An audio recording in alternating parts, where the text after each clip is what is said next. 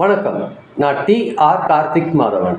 TRK astro அப்படிங்கிற சேனல்லேருந்து நான் உங்களோட பேசுகிறேன்.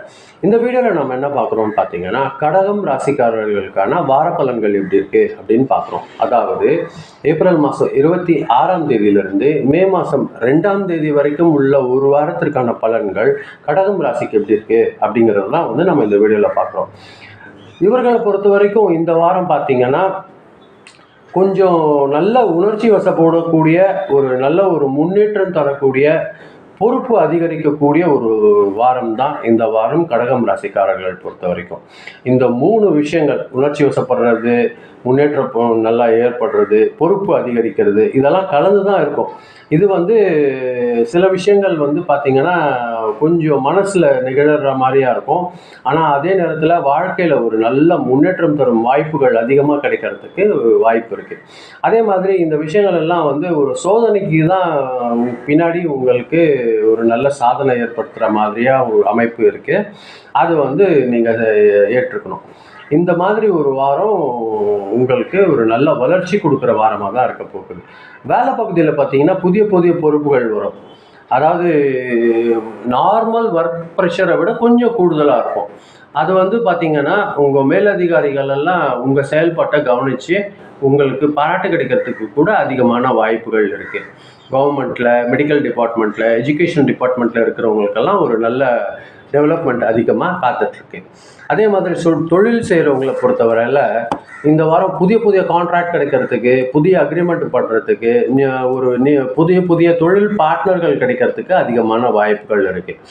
கொஞ்சம் மனசில் அழுத்தம் இருக்கும். அதன் காரணமாக மென்டல் ப்ரெஷர் காரணமாக கொஞ்சம் வேலையில் சின்ன சின்ன தவறுகள் வர்றதுக்கு வாய்ப்பு ஏற்படும். அது நடக்காமல் நீங்கள் கொஞ்சம் ஜாக்கிரதையாக கவனிக்கணும். ஒரு வேலையிலையுமே கொஞ்சம் கான்சன்ட்ரேஷன் கூடுதலாக வச்சு நீங்கள் வேலை பழகினீங்கன்னா இந்த வாரம் உங்களுக்கு கொஞ்சம் ஈஸியாக கடந்து வர்றதுக்கு வாய்ப்புகள் அதிகமாக இருக்குது. வருமானம் பொறுத்த வரைக்கும் சரியாக தான் இருக்கும். ஆனால் சின்ன சின்னதாக திடீர்னு நீங்கள் எதிர்பார்த்துருக்க மாட்டீங்க, செலவு டக்குன்னு நடந்துடும். அது தவிர்க்க முடியாது. வீட்டில் பார்த்தீங்கன்னா ஏதாவது மெடிக்கல் எக்ஸ்பென்ஸோ இல்லை ஃபேமிலியில் கிச்சனுக்கு தேவையான ஏதாவது எக்யூப்மெண்ட் வாங்க வேண்டியதாகிடுறது, அந்த மாதிரியான விஷயங்கள் வரும். அதை தவிர்க்க முடியாது. அது சின்ன சின்ன விஷயங்களை பார்த்து நிதானமாக செஞ்சுக்கோங்க. பழைய முதலீடு ஏதாவது நீங்கள் செஞ்சுருந்தீங்கன்னா அதுலேருந்து லேசாக பலன் கிடைக்கிறதுக்கு ஆரம்பமாகும். எந்த ஒரு வேலை செய்கிறதா இருந்தாலுமே ஒரு கட்டுப்பாட்டோடு வேலை செய்யுங்க. அது உங்களுக்கு செலவு செய்கிறது கூட இந்த மாதிரி நீங்கள் நிதானமாக கட்டுப்படுத்தி செலவு செய்கிறீங்கன்னா அது உங்களுக்கு உங்களோட சேவிங்ஸ்க்கு டிஸ்டர்ப் இல்லாமல் இருக்கிறதுக்கு அதிகமான வாய்ப்புகள் இருக்குது. அதாவது கடன் ஏதாவது டக்குன்னு இந்த செலவுக்கு காசு தேவைப்படுதே, கொஞ்சம் கடன் வாங்கிக்கலாமா, அது மட்டும் தயவு செஞ்சு செய்யாதீங்க. கடன் வாங்கிறது மட்டும் நிச்சயமாக தவிர்த்துருங்க. அது உங்கள் வளர்ச்சிக்கு நல்லது.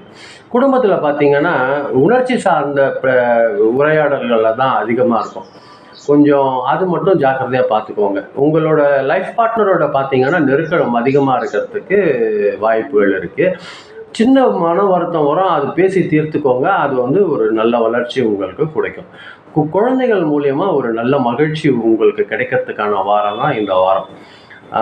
கோபத்தில் மட்டும் பேசாதீங்க. யாரோடையும் பேசும்போது, உங்கள் லைஃப் பார்ட்னரோட பேசும்போது கோபத்தில் இருக்கும்போது முடிஞ்ச அளவுக்கு அவரோட பேசுகிறத தவிர்த்துக்கோங்க. அது சின்னதாக கருத்து வேறுபாடு ஏற்படுத்தி விட்டுறதுக்கு வாய்ப்பு இருக்கும். மனசில் பார்த்தீங்கன்னா ஒரு சின்ன சின்ன ஏற்றத்தாழ்வு வர மாதிரியான ஒரு ஃபீலிங் இருக்கும். அதை தவிர்த்துக்கோங்க.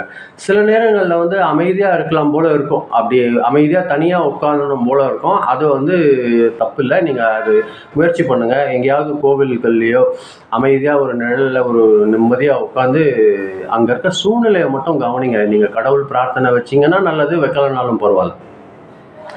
ஆரோக்கியம் பொறுத்தவரையில் உங்களுக்கு கொஞ்சம் டைஜஷன் ப்ராப்ளம் இருக்கிறதுக்கான வாய்ப்புகள் இருக்கிற மாதிரியாக இருக்கும். அது பார்த்தீங்கன்னா பேலன்ஸ் பண்ணிக்கோங்க. தூக்கம் குறையிறதுக்கு வாய்ப்பு இருக்குது. அது பார்த்துக்கோங்க.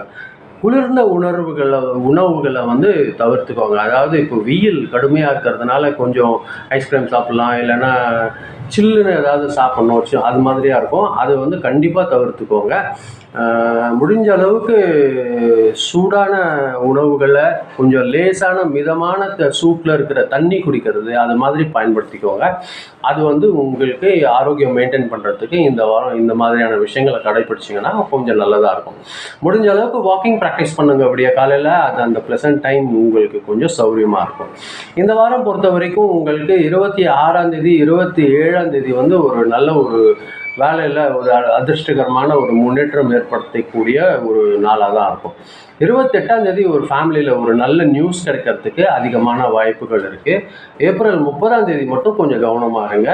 அது மனசை டிஸ்டர்ப் பண்ணுறதுக்கான வாய்ப்புகள் அந்த நாள் இருக்குது. ரொம்ப ஜாக்கிரதையாக இருந்துக்கோங்க அந்த 30ஆம் தேதி மட்டும். 1ஆம் தேதி 2ஆம் தேதி சந்தோஷமாக அமைதியாக இருக்கிறதுக்கான வாய்ப்புகள் அதிகமாக இருக்குது. பரிகாரம் பொறுத்த வரைக்கும் திங்கட்கிழமை சிவன் வழிபாடு செய்கிறது நல்லது. முடிஞ்சால் பாலாபிஷேகம் செய்கிறது நல்லது. அது உங்களால் முடிஞ்ச அளவுக்கு நீங்கள் அதை செய்துக்கோங்க. அது ஒரு நல்ல வளர்ச்சி உங்களுக்கு கிடைக்கிறதுக்கு அதிகமான வாய்ப்புகள் இருக்குது கடகம் ராசிக்காரர்கள் பொறுத்த வரைக்கும். இதுதான் நான் உங்களோட பகிர்ந்துக்கணும்னு நினச்சது. ரொம்ப நன்றி, நீங்கள் பொறுமையாக கேட்டிருக்கீங்க. இந்த வீடியோ பார்க்கும்போது நீங்கள் சப்ஸ்கிரைப் பண்ணி பாருங்கள். முடிஞ்சால் எங்களுக்கு ஃப்ரெண்ட்ஸ்க்கு நீங்கள் ஷேர் பண்ணி கொடுத்தீங்கன்னா எனக்கு அது கொஞ்சம் உதவியாக இருக்கும். மீண்டும் அடுத்த வாரம் வெள்ளிக்கிழமை ராசி பலன் நிகழ்ச்சியில் சந்திக்கிறேன். ரொம்ப நன்றி, வணக்கம்.